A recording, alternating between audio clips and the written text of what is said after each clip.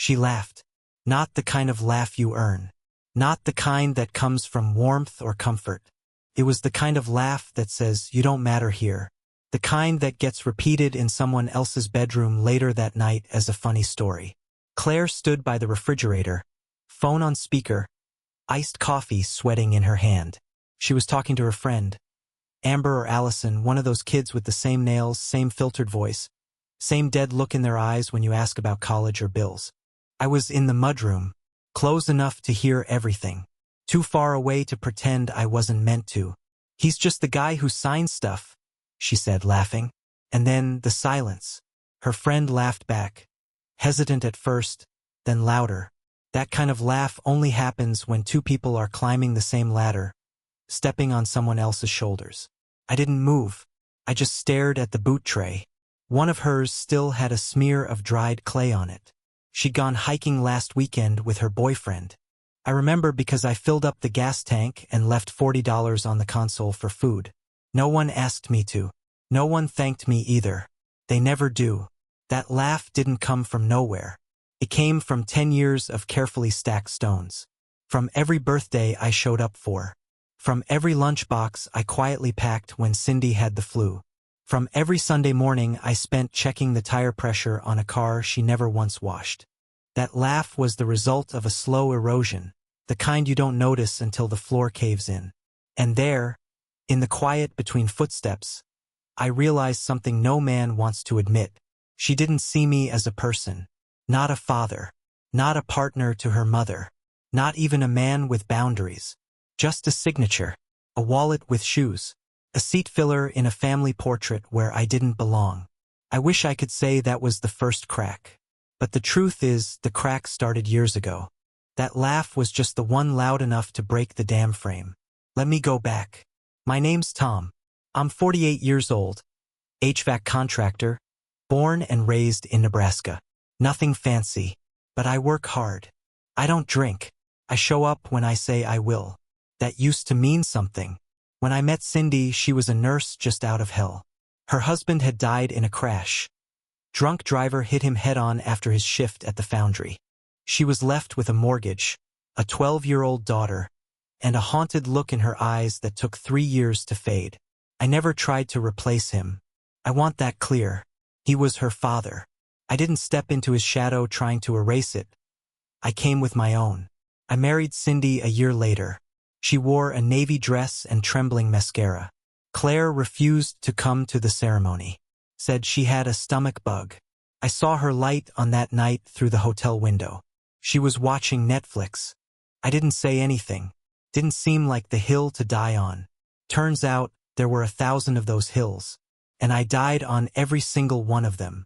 Quietly. Without protest. The first time she called me Tom instead of Dad was the same week I co-signed her school field trip deposit. She didn't look up from her phone when she said it. Just, Tom, can I get $20 for food? No, thank you. No, please. Cindy told me to let it go. She's still grieving, she said. She's just figuring out who she is. She was 13. I let it go. Next came the braces. $5,000 out of pocket. Her real dad's insurance had lapsed, and Cindy's wouldn't cover orthodontics. I had some savings tucked away, was going to upgrade the truck. I didn't hesitate. Claire got her braces. I got a thank you card with Mom written in the middle. My name wasn't on it. I let that go, too. Prom. Claire cried over a dress she couldn't afford. Cindy asked if we could split it. Her real dad had sent her a check for $100 and a note that said, "You'll look beautiful no matter what." I covered the rest. For $100 custom hem, rushed fitting. Claire took a photo in it with her date. Posted it online. Caption read, "Thanks, Mom. Couldn't have done it without you." Not a word about me. I started to keep track. Not out of spite, but because I needed to know if I was imagining it. Needed evidence. Every forgotten gesture. Every dismissal. Every eye roll when I said, family meeting. I had to prove to myself that I wasn't going crazy. Because love makes you stupid. You start thinking the silence is normal. That effort without recognition is just what stepfathers sign up for. that being invisible is the cost of entry into someone else's story. Then came the car. Used Subaru. 2017. Safe. Reliable. New tires. Cindy and I split the cost on paper, but I paid for 90% of it. Claire wanted something cute, something with Bluetooth and a sunroof. I made it happen. She never once asked where the money came from. She just took the keys. She took them, and 3 weeks later, I heard her laughing in my kitchen. Heard her say I was just the guy who signs stuff. And you know what? She was right, because somewhere along the way I stopped being a man. I became a function, a resource, something useful, not someone valued. And I accepted it, year after year, decision after decision, until that laugh ripped the blindfold off and forced me to see what I really was in this house. Not a father, not a husband, not even a man worth defending, just a name on the dotted line. That night I didn't argue. I didn't slam a door or raise my voice. That's not how I operate. That's not how you survive in a house that only hears you when you're paying for something. Instead, I poured myself a glass of water, turned off the hallway light, and went to bed like it was any other night. But something had shifted. Not in her. In me. The engine of this household had finally thrown a rod. I lay in bed beside Cindy, watching the ceiling fan spin above me. She didn't ask what was wrong. She never does. Maybe she's learned not to. Maybe she doesn't care. Hard to tell these days. We used to talk about retirement. Arizona, maybe. A little porch. Coffee at sunrise. I think she still dreams of it. I don't. I used to think that love meant giving everything. That being the rock meant absorbing the hurt and never letting it show. But all that ever got me was silence. And now, with Claire laughing in my kitchen about the man who signs the checks, I finally understood what all those silences meant. They meant you don't matter here. So I made a decision. Quiet. Permanent.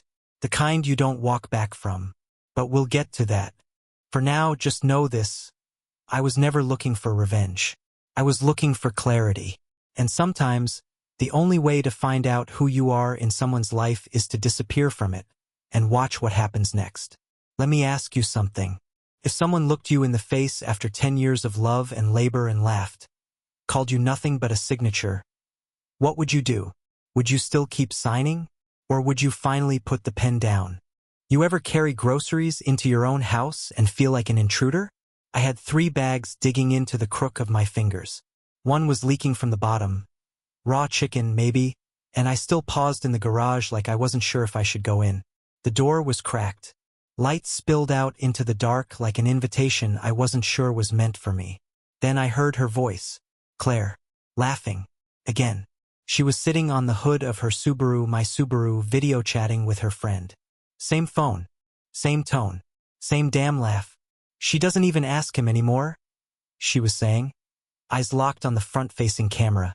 Not realizing I was 10 feet away. He just pays for it. Tires, oil change, whatever. Mom told me he's basically just the guy who signs the checks. That word again. Just, it slid out of her mouth like I was furniture. Like I was the dumb appliance they keep around because no one's bothered to replace it. I didn't move. I didn't breathe. I watched her kick her foot lightly against the bumper. Like she owned it. Like none of it meant anything. I looked down at my hands.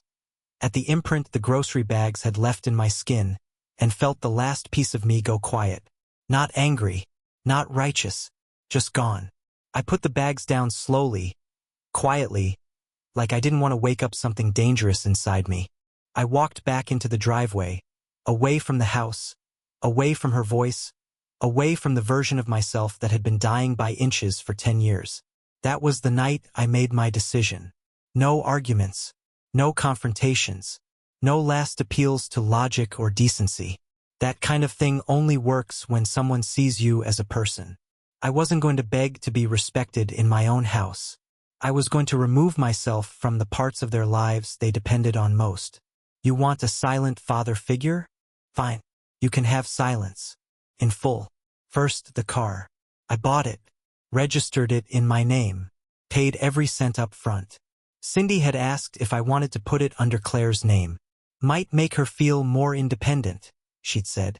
I laughed at the time, said I'd think about it. Never did. Now, that decision felt like divine foresight. I pulled up the DMV website that night. Submitted for a new title copy, mine only. Took 15 minutes. I could have done it from my phone. The next morning, I called Rick, my contact at a local dealership. We'd worked on a few trade-ins together, good guy, no questions asked. You still move used Subarus? I asked. Every day, he said. Got a single mom asking about something small but reliable.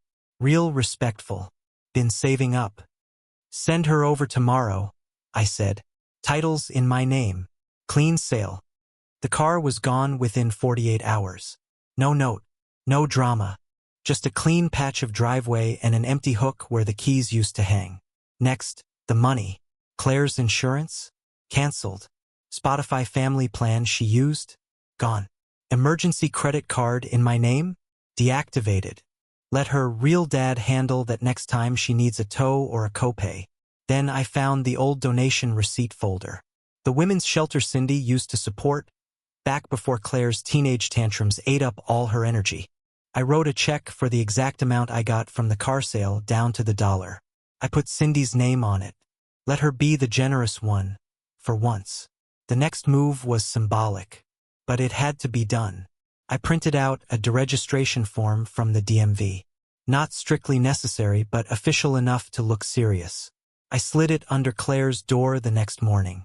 No note, no explanation, just a statement. I'm out. The house reacted exactly how I expected. Nothing. Claire didn't say a word at first. Cindy assumed I had taken the car for maintenance. When I got home, she was in the kitchen making dinner. You could have told me you were taking it in, she said. She had a dentist appointment. I didn't take it in, I said, setting my keys on the table. I sold it. She turned, confused. What do you mean? I sold the car, I said. Title's in my name. It's gone. Her face changed. That tremble around the mouth. Not sadness, panic. Tom, you can't just. She said I'm just the guy who signs stuff. I interrupted. So I unsigned it. Claire exploded that night. She came home, saw the driveway, and screamed like someone had died. Maybe something had. I sat at the dining table with a cup of black coffee and the deregistration form next to me like it was my badge and my confession all in one. You can't do that, she shrieked. You had no right. I didn't even look up. Title's in my name. Insurance is in my name. Registration, parking permit, all of it mine. So yes, could. And I did. Cindy tried to intervene. Tom, don't escalate this.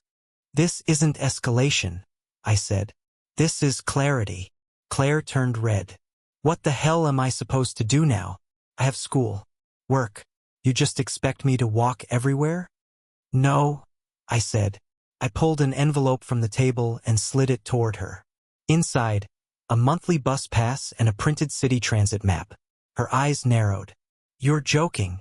No, I said. You'll figure it out. You're independent now. She crumpled the pass, threw it across the room. It hit my coffee and splashed onto my shirt. I didn't flinch. I just got up, walked upstairs, closed the door. Cindy didn't follow. That was the quiet plan. No yelling, no slamming doors, just subtraction. Every day after that, I made one less gesture. I stopped reminding her to set her morning alarm. Stopped checking the driveway to make sure her car was locked. There was no car to check anymore. Stopped covering for her attitude at family dinners. I let her speak for herself. You want adulthood? Here it is. Cold. Uncompromising. Unsubsidized. Claire didn't adapt quickly. She walked to her part-time job twice that week. Missed a bus. Came home late. Blamed Cindy for not warning her. Her boyfriend broke up with her within the week.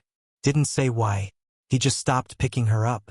Maybe he wanted a girl who came with built-in transportation.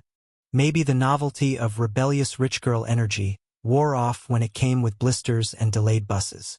Cindy asked me, gently, if I might consider helping Claire get a new car. She's struggling, she said. She's not used to this. I looked at her across the dinner table. Good. She should get used to not being carried by someone she doesn't respect. Cindy didn't argue, but something in her face changed that night. Like she finally saw what I'd been becoming in her silence. Less man. More shadow. Claire started making coffee after that. Once a week. No fanfare. Just a mug waiting for me by the sink. She never apologized. But she said thank you once, soft, almost embarrassed. It didn't matter. The damage was already done. The girl I used to cheer for, the one I took to get her ears pierced, the one who used to sit on my shoulders at the 4th of July parade. She was gone. Replaced by someone who had learned that generosity without boundaries becomes servitude. And I had been her servant for far too long. Now she takes the bus. Works at a bakery down the street. Uses a cracked phone screen because I stopped renewing the plan. She does her own laundry. Schedules her own dentist appointments. She's learning. But the warmth between us? Dead. I don't miss it anymore. I miss who she could have been. Who we could have been. But not who she became. And definitely not who I became trying to earn her love. You tell me, was silence the right answer? Or was it just the only language left that anyone in this house was willing to hear? It started with the driveway. It always starts with what disappears. The car was gone. That was the first detonation. The echo of that choice rippled through the entire house like shockwaves through drywall. Claire's tantrum was just the tremor. What followed was the collapse. She screamed, of course, threw words around like furniture. Thief, asshole. You had no right. The irony was sharp enough to bleed. I remember sitting at the table, coffee cooling beside me, watching her spiral.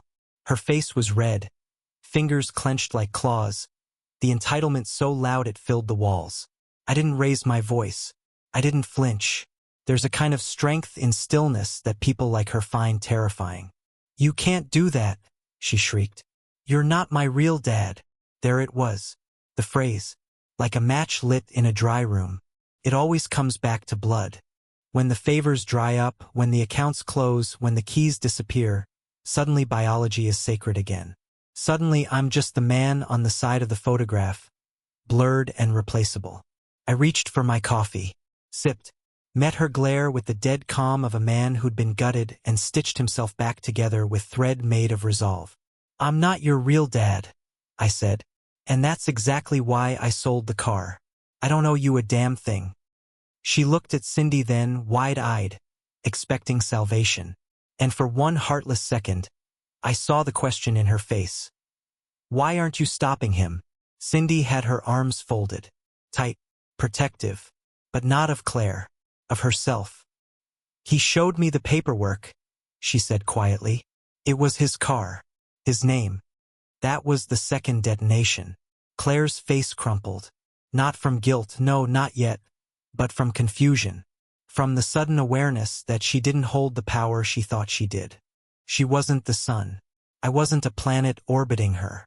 I had gravity of my own, and it had shifted. Where's the money? She demanded. Did you keep it? Is this like some petty revenge? It's gone, I said. Donated. In your mother's name. Cindy's head jerked slightly. That part was new to her. You what? She asked, voice flat. Every cent, I said. Went to a local women's shelter. They do good work. And now your name's on something useful again.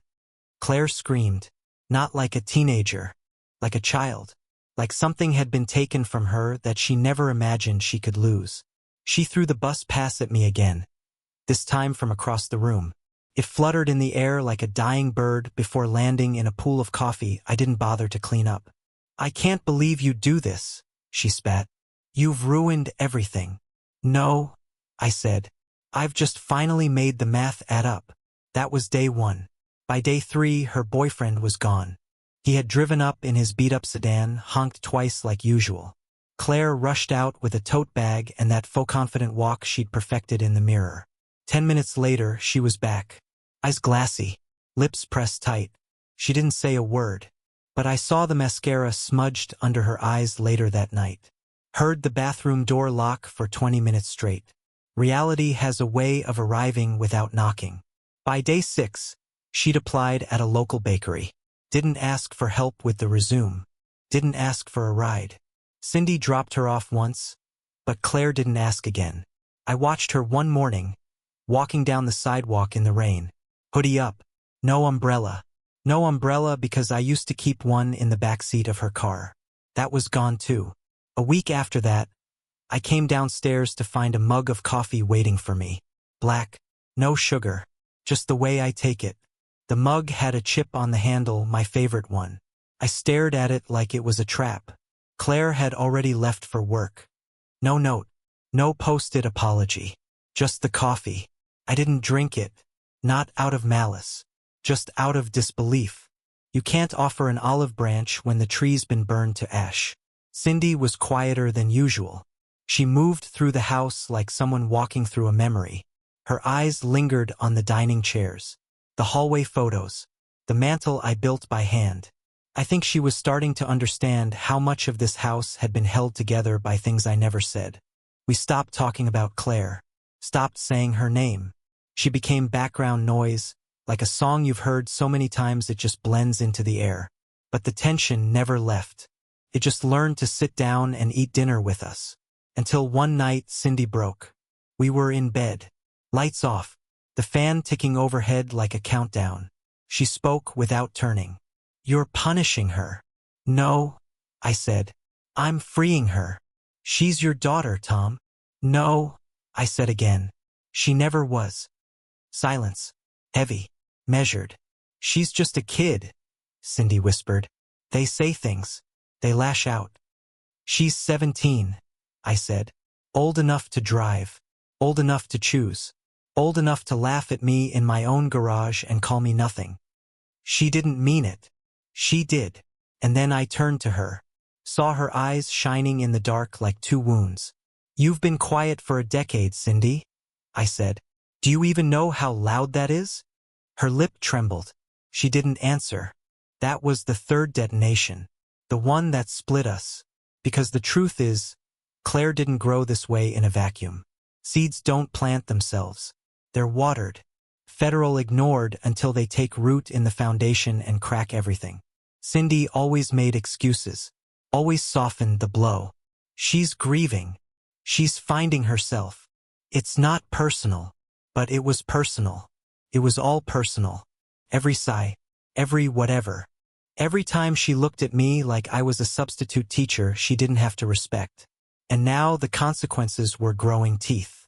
Claire stayed quiet for a few weeks after that. Kept to herself. Went to work. Cooked microwave meals. Folded her laundry.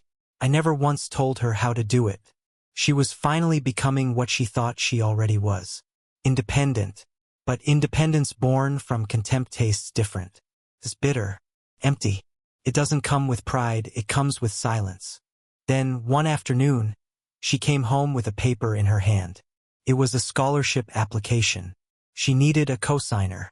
"Mom's credit's not strong enough," she said, eyes down. "They said I need another adult. Just to back the loan. You won't have to pay anything. It's just a formality." That word. Formality. She had no idea how much it revealed. I took the paper. Looked at it. Sat down. She stood there, still in her bakery uniform, frosting on her sleeve.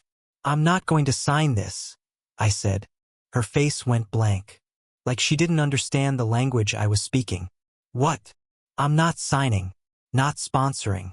Not paying. Not helping." "You said," she started, but I held up a hand. "I said nothing. I said nothing for weeks. You've had your say, Claire. You said I'm not your dad. You laughed at me, mocked me. You made your position clear, and I'm finally honoring it." She tried again, softer, almost human. "I didn't mean it." "You meant it enough to repeat it, loudly, more than once." Tears welled in her eyes, the first real ones. Not anger, not manipulation, just something raw. "But I need this. And I needed respect," I said. "For 10 years. She didn't cry. Not really. She blinked fast. Nodded. Took the paper back. I watched her walk up the stairs. Slow. Not sulking. Not stomping. Just defeated, like someone realizing the bill finally came due. Later that night, Cindy found me in the garage. I was tightening the legs on an old workbench I'd been meaning to fix for months. She told me what you said, she whispered. I didn't stop working. Good. She was crying. Not my problem. She's your daughter, Cindy said, her voice thin. No, I said again. She was never mine, and I was never hers. We just lived in the same house. Cindy turned to leave, paused at the door. I miss who we used to be. I tightened the bolt, felt the wrench slip once before catching again. So do I. And then she was gone. That night, I walked through the house alone, touched the banister I sanded by hand, the cabinet I installed when Claire was 14, the photo on the wall of all three of us in Colorado, Claire in sunglasses, Cindy smiling, me just barely in frame. I stared at that photo for a long time. Then I took it down. They say when a man becomes a father, something awakens in him. No one tells you what happens when that thing dies, when it rots in silence and sarcasm, when it's smothered by years of being just the guy who signs stuff. The truth is, I was never a father. I was a placeholder, a warm body with a paycheck and a willingness to be forgotten, until I stopped forgetting myself. And now they live in a house with clear boundaries. No more rescues, no more signatures, no more shield without sword. They get me as I am now, quiet, watching, done. So I ask you, what would you have done? Let her spit and still hand her the umbrella? Or let her walk in the rain she never believed you'd stop shielding her from? People like to say that being a man means being a shield. Strong, silent, steady. They say you take the hits, absorb the damage, and never let it show. You take what's thrown at you, disrespect, neglect, disregard, and you keep standing.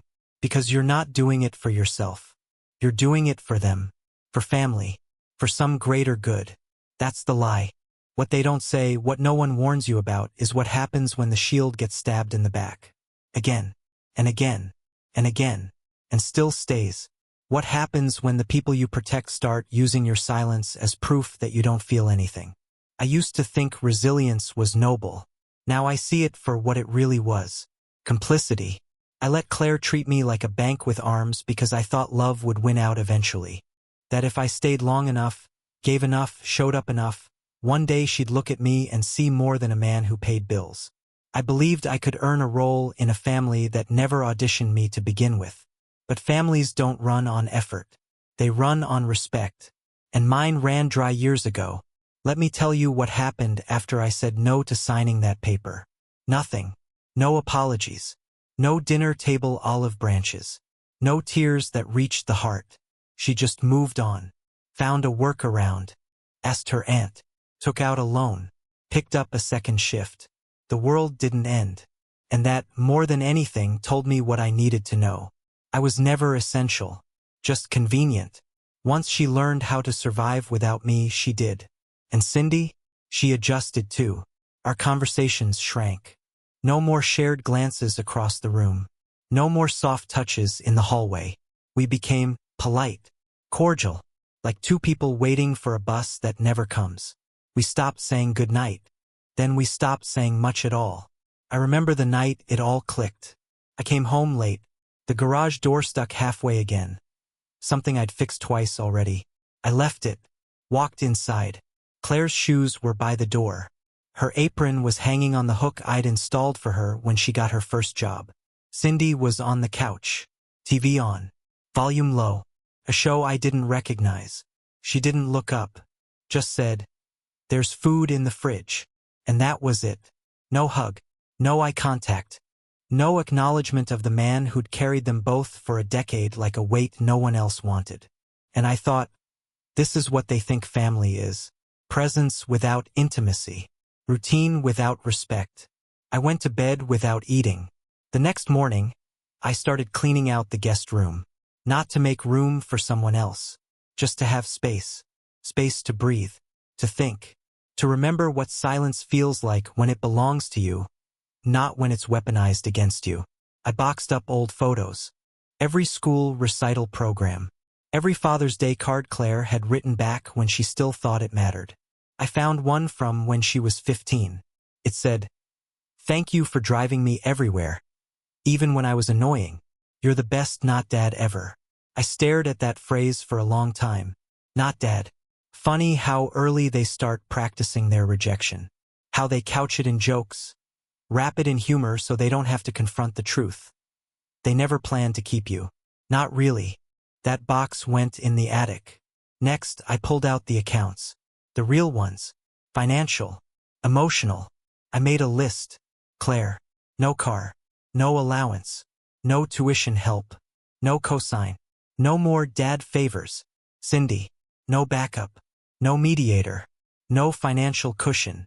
No husband in practice, just on paper. And me? No illusions. No invisible labor. No unpaid loyalty. No more waiting for thanks that would never come. A friend of mine, divorced, 2 kids, once told me, "You can love a house, but if it's full of mold, you either strip it down to the studs or you leave." I used to think that was bitter. Now I think it's the most honest thing I've ever heard. Because what I've learned is this. Love doesn't conquer contempt. You can't outgive someone's disrespect. You can't build a home on a foundation that resents you for every brick you lay. So I stopped laying bricks. The next time Claire left her laundry in the machine, I didn't say a word. Let it sit there. Get musty. She rewrote the narrative, of course. Said I was being passive-aggressive. Called me immature. I just nodded. That's the thing about walking away. They'll call you every name in the book to justify their behavior. Because the alternative, facing what they did to push you away, is too painful. Cindy tried to talk one night, half-hearted. "I don't want us to fall apart," she said. "We already did," I said. "I didn't mean for it to be like this. No one ever does." That was the last time we talked about it. We stayed in the same house, but not together. 2 shadows orbiting the girl we both let become the architect of our distance. She still comes home. Still slams the door. Still acts like she owns a kingdom I built with my hands. But the throne is empty now. The king abdicated. Let her rule herself. Last week, I got a call from the shelter, the one I donated Claire's car money to. They sent a thank you letter addressed to Cindy. Said her contribution helped house 3 women and their children. That they wanted to recognize her at an event. Cindy read it. Said nothing. Claire saw it and laughed. "Wow, guess Mom's a hero now." That laugh is different now. Smaller. Hollow. Like she's trying to hold on to a version of herself that no longer works. She doesn't mock me anymore. Doesn't ask for favors either. It's not reconciliation. It's survival. We coexist. That's all. Sometimes I hear her crying in her room. Quiet. Like she doesn't want to give me the satisfaction of knowing she's struggling. I don't gloat. I don't intervene. I just let the silence wrap around both of us like a truth we finally stopped trying to deny. Because here's the final thing I learned. You can't raise someone who doesn't want to be raised. You can't father a child who clings to a ghost. And you can't build a future in a home that won't let you exist in the present. So I gave them exactly what they asked for. Nothing. No more car. No more rides. No more rescues. No more dad when it's convenient. Just absence. The same absence they pretended I already was. Cindy still hasn't filed for divorce. Maybe she won't. Maybe inertia is easier than accountability. But we're done. In every way that matters. And Claire? She learned how to take the bus. How to budget. How to smile at customers even when she hates them. She learned that when you spit in someone's face long enough, eventually they stop wiping it off. And walk away. I don't hate her, but I'll never trust her again. The bridge is burned. The ashes have cooled. And I won't build another. So now I ask you, whoever's listening, was I wrong? Was I wrong to pull the plug? Was I wrong to draw a line and finally say, no more? Was I wrong to make her live in the world she created with her own mouth? People tell me I should have forgiven. That kids say things they don't mean. That a father's love should be unconditional. But I wasn't her father. I was the guy who signed the checks. And eventually, I stopped signing. Now she signs for herself. Maybe that's the most fatherly thing I ever did. But if it is, why does it feel like I lost everything in the process?